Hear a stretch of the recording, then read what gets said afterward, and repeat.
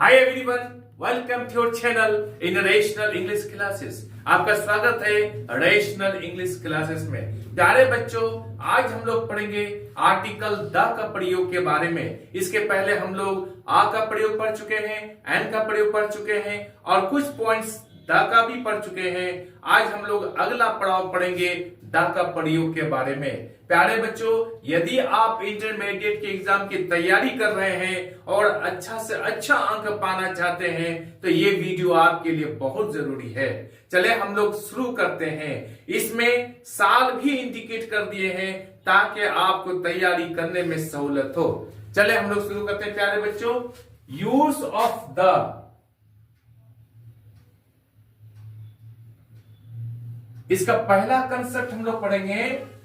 Superlative degree के adjective के साथ द का प्रयोग किया जाता है। सुपरलेटिव डिग्री के एडजेक्टिव के साथ द का प्रयोग किया जाता है। सुपरलेटिव डिग्री जैसे टॉल, टॉलर, टॉलेस्ट, ये पॉजिटिव, ये कंपैरेटिव, ये सुपरलेटिव डिग्री हुआ। इसके साथ द का प्रयोग किया जाता है। आप समझ गए? तो सुपरलेटिव डिग्री के एडजेक्टिव के साथ द का प्रयोग किया जाता है। सुपरलेटिव डिग्री के एडजेक्टिव के साथ द का प्रयोग किया जाता है। क्लियर? अब प्यारे बच्चों, हम लोग देखेंगे किस साल में कौन सा क्वेश्चन आया है, इसको हम लोग चर्चा कर लेते हैं। ये आया है क्वेश्चन 2023 में साइंस में आया है। दिस इज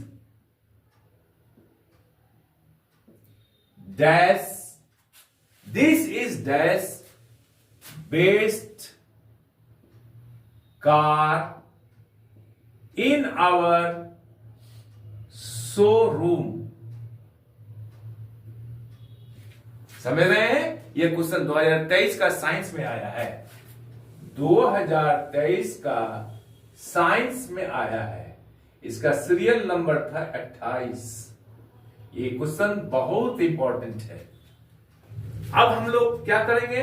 ऑप्शन आपका दिया रहेगा a and the, no article. इसमें से आपको चुनकर भरना है।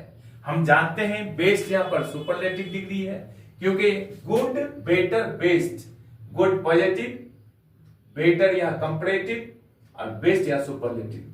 तो बेस्ट यहां पर सुपरलेटिव डिग्री है, इसलिए इसके साथ द का प्रयोग होगा।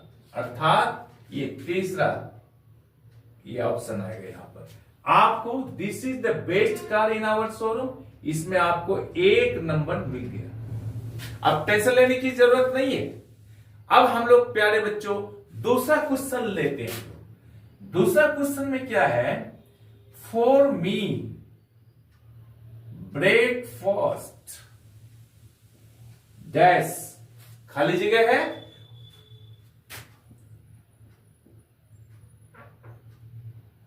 ब्रेकफास्ट इज खाली जगह best meal of the day. Best meal, meal का अर्थ था भोजन, ऑफ द डे। ठीक उसी तरह से इसमें भी ऑप्शन रहेगा a and the, no article. ठीक है? और यह क्वेश्चन पूछा गया प्यारे बच्चों 2022 का साइंस में। 2022 का साइंस में इसका सीरियल नंबर था 9। ठीक उसी तरह से हम लोग समझ गए कि बेस्ट यहां सुपरलेटिव डिग्री का एडजेक्टिव है, इसलिए यहां पर भी द आएगा। ये ऑप्शन द आएगा। इसमें भी आपको 1 नंबर मिल गया। अब प्यारे बच्चों तीसरा क्वेश्चन को हम लोग लेते हैं। He is dash best student of the class. He is खाली जगह best student of the class. ठीक, आपका ऑप्शन रहेगा a and the, no article. इसमें से आपको चुनकर भरना है। ये क्वेश्चन आया है 2020 का, आर्ट्स में आया है। 2020 का आर्ट्स में आया। सीरियल नंबर इसमें 4 था, 9 इसमें था। अब हम लोग देखते हैं सुपरलेटिव डिग्री का एडजेक्टिव है, इसलिए यहां पर भी द आएगा। कितना इंपॉर्टेंट पॉइंट है ये। चौथा कंसेप्ट हम लोग लेते हैं प्यारे बच्चों, she is dash most beautiful. She is dash most beautiful girl. इसमें भी ऑप्शन क्या रहेगा, a and the, no article. समझ गए। और ये क्वेश्चन आया है 2018 का, साइंस में आया है। 2018 का साइंस में आया है, ये सीरियल नंबर 24 में था। आप समझ गए प्यारे बच्चों, ये 4 क्वेश्चन इस पॉइंट के आधार पर आया है। अब हम लोग अगला कंसेप्ट लेते हैं। अगला कंसेप्ट क्या कह रहा है, यदि 2 या 2 से अधिक एडजेक्टिव्स किसी सिंगुलर नाउन के साथ आए तो केवल प्रथम एडजेक्टिव के साथ आर्टिकल का प्रयोग किया जाता है। यदि 2 या 2 से एडजेक्टिव्स किसी सिंगुलर नाउन के साथ आए तो प्रथम एडजेक्टिव के साथ आर्टिकल का प्रयोग किया जाता है। जैसे he bought a red and blue pen. देखिए यहां पर सिंगुलर नाउन पेन है, 2 एडजेक्टिव्स है, ब्लू है और यहां पर रेड है। तो यदि 2 एडजेक्टिव या 2 से अधिक एडजेक्टिव किसी सिंगुलर नाउन के साथ आए तो केवल प्रथम एडजेक्टिव के पहले यानी रेड के पहले यहां पर आर्टिकल का प्रयोग होगा। समझ गए। और किंतु यदि दोनों के पहले आर्टिकल हो तो उससे 2 अलग अलग नाउन समझा जाता है। जैसे he bought a blue and red pen। यहां पर पेन्स हो जाएगा, क्यों, यहां पर है he bought a blue and a red pens, यानी वो खरीदा एक ब्लू कलम और एक रेड कलम। यहां पर दोनों के, रेड के पहले भी आर्टिकल ए है, ब्लू के पहले भी आर्टिकल ए है। इसका अर्थ हुआ 2 कलम है, एक और एक 2 कलम। 2 कलम हो गया तो यहां पर पेन्स हो जाएगा, ये प्लूरल हो जाएगा। और यहां पर केवल प्रथम एडजेक्टिव के साथ आर्टिकल है तो इसे 1 कलम समझाएगा। तो he bought a red and blue pen, इसका अर्थ हुआ एक ही कलम है 2 कलर का, रेड कलर और ब्लू कलर का। यहां पर वो खरीदा 1 कलम ब्लू कलर का, 1 कलम रेड कलर का। ये कंसेप्ट समझ गए होंगे प्यारे बच्चों। अब हम लोग तीसरा कंसेप्ट पढ़ेंगे। तीसरा कंसेप्ट में ये कह रहा है, यदि दिशाओं के नाम के साथ प्रेपोजिशन का प्रयोग हो, दिशाओं अर्थात डायरेक्शंस, उत्तर दक्षिण पूर्व पश्चिम इत्यादि के साथ अगर प्रेपोजिशन का प्रयोग हो तो आर्टिकल द का प्रयोग होगा। और यदि प्रेपोजिशन नहीं आए तो आर्टिकल द भी नहीं लगेगा। जैसे he is going to the south. यहां पर प्यारे बच्चों टू प्रेपोजिशन है, इसलिए यहां पर आर्टिकल द आएगा। यहां पर लेते हैं हम लोग, ही इज गोइंग साउथ। यहां पर प्रेपोजिशन भी नहीं है तो आर्टिकल द भी नहीं है, दोनों सेंटेंस सही है। एम आई क्लियर प्यारे बच्चों। अब हम लोग चौथा कंसेप्ट पढ़ते हैं। चौथा कंसेप्ट ये कहता है ऑल तथा बोथ के बाद द का प्रयोग होगा, पहले नहीं। जैसे all, A double L, all और both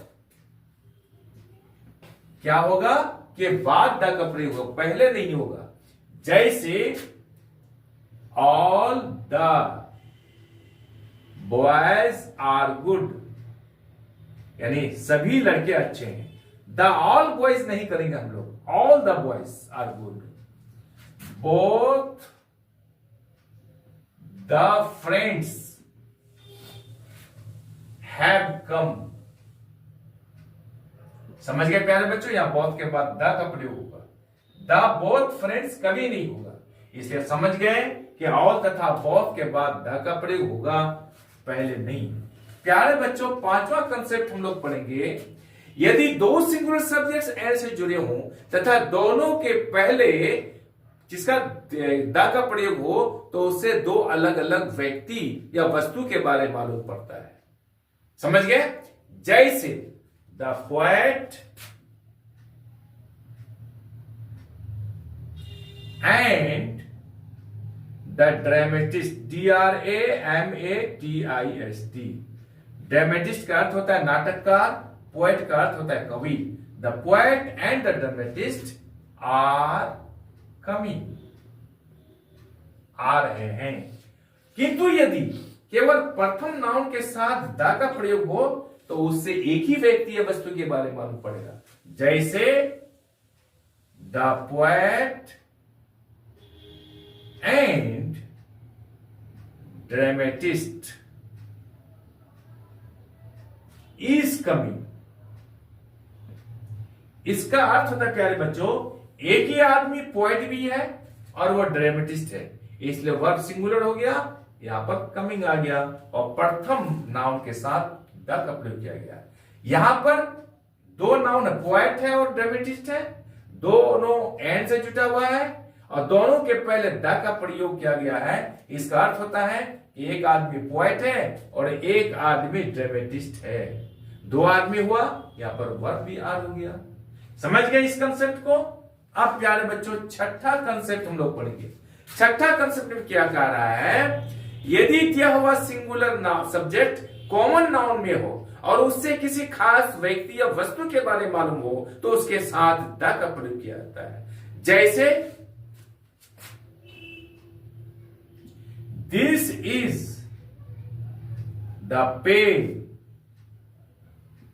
which I bought yesterday। दूसरा एग्जाम्पल लेते हैं हम लोग। This is the boy who helped मी।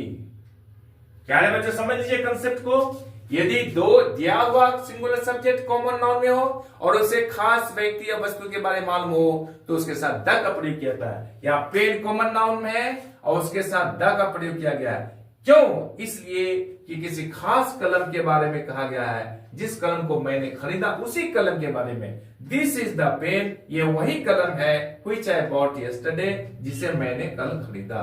अब मान ले चार लड़के जा रहे हैं, उनमें से एक लड़का ने मदद किया था, तो अंग्रेजी में हम लोग कह सकते हैं दिस इज द बॉय, ये वही लड़का है हु हेल्प्ड मी, जिसने मुझे सहायता किया था। यहाँ बॉय के पहले द का प्रयोग किया गया है, खास लड़का है। Am I clear? प्यारे बच्चों, अब हम लोग सातवां कंसेप्ट पढ़ेंगे। सातवां कंसेप्ट क्या? हवाई जहाज, पानी जहाज, रेलगाड़ी इत्यादि के नाम के साथ द का प्रयोग किया जाता है। हवाई जहाज जैसे द इंडियन एयरवेज। पानी जहाज द विक्रांत, VIKRANT। रेलगाड़ी द राजधानी एक्सप्रेस इत्यादि। प्यारे बच्चों समझ गए? ये हवाई जहाज, ये पानी जहाज, ये रेलगाड़ी इत्यादि के नाम के साथ द का प्रयोग किया जाता है। प्यारे बच्चों, अब हम लोग आठवां और अंतिम कंसेप्ट पढ़ेंगे। क्या? साधारणतः प्लूरल नाउन के साथ द का प्रयोग नहीं किया जाता है, किंतु यदि किसी खास समूह के बारे में मालूम हो तो वहां पर द का प्रयोग किया जाएगा। जैसे हम लोग अगर बोलते हैं द काउज आर गुड, ये सेंटेंस गलत हो जाएगा। इसलिए काउज प्लूरल नाउन में है, सभी जाति के बारे में कह रहा है, तो इसलिए क्या कह रहा है, यहां पर द का प्रयोग गलत होगा। सही क्या होगा? देखिए एग्जांपल के साथ। Drive away the cows from the garden.